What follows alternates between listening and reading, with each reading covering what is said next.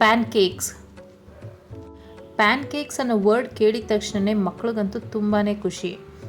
ಆ ವರ್ಡ್ ಕೇಳಿದ ನೆಕ್ಸ್ಟ್ ಮಿನಿಟಿಂದ ತಟ್ಟೆಗೆ ಕೈ ಕೊಡೋವರೆಗೂ ನಿಮ್ಮ ಹಿಂದೆನೇ ನಿಂತಿರ್ತಾರೆ.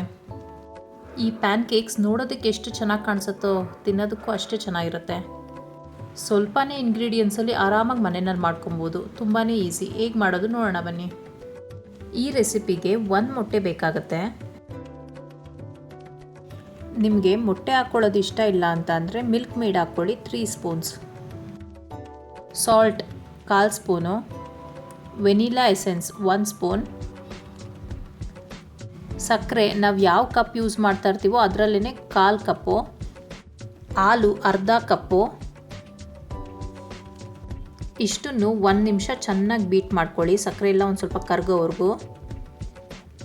ನೆಕ್ಸ್ಟ್ ನಾವು ಯಾವ ಕಪ್ ಯೂಸ್ ಮಾಡ್ತಾ ಇದ್ವೋ ಅದೇ ಕಪ್ಪಲ್ಲಿ 1 ಕಪ್ಪಷ್ಟು ಮೈದಾ ಹಾಕ್ಕೊಬೇಕು, 1 ಸ್ಪೂನ್ ಬೇಕಿಂಗ್ ಪೌಡರ್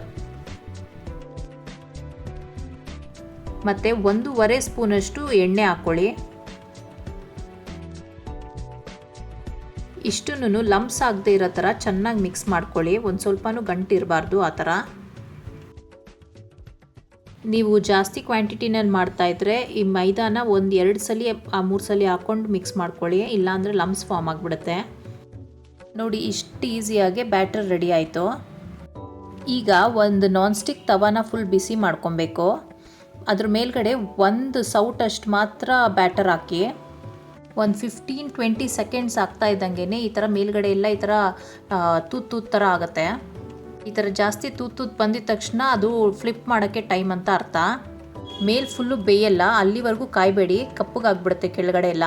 ಆ ಥರ ತೂತು ನೋಡಿದ ತಕ್ಷಣ ಈ ಥರ ಫ್ಲಿಪ್ ಮಾಡಿ. ನೋಡಿ ಕಲರ್ ಎಷ್ಟು ಚೆನ್ನಾಗಿ ಬಂದಿದೆ, ಗೋಲ್ಡನ್ ಕಲರ್ ಆಗಿ. ಇಷ್ಟೇ ಕಲರ್ ಬರಬೇಕು.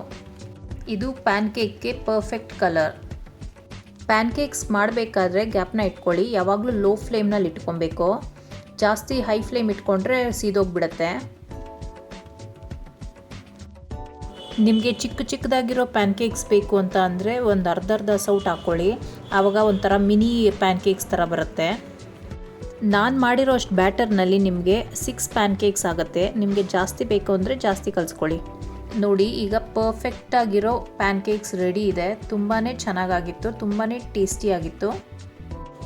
ಒಂದು ಸ್ವಲ್ಪ ಹನಿ ಮತ್ತು ಚಾಕ್ಲೇಟ್ ಸಾಸ್ನ ಈ ಥರ ಮೇಲ್ಗಡೆ ಡ್ರಿಸಲ್ ಮಾಡ್ಕೊಳ್ಳಿ, ಚೆನ್ನಾಗಿರುತ್ತೆ.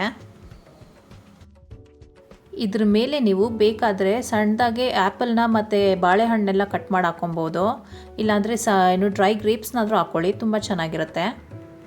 ಮತ್ತು ಲಾಸ್ಟ್ ಟಿಪ್ಪು, ಎಗ್ ಹಾಕ್ಕೊಳ್ದಲ್ಲೇ ಮಿಲ್ಕ್ ಮೇಡ್ ಹಾಕ್ಕೊಳ್ತಾ ಇರೋರು ಒಂದು ಸ್ವಲ್ಪ ಸಕ್ಕರೆ ಕಮ್ಮಿ ಮಾಡ್ಕೊಳ್ಳಿ. ಯಾಕಂದರೆ ಮಿಲ್ಕ್ ಮೇಡ್ನಲ್ಲೇ ಸ್ವಲ್ಪ ಸಕ್ಕರೆ ಇರುತ್ತೆ, ಅದರಿಂದ.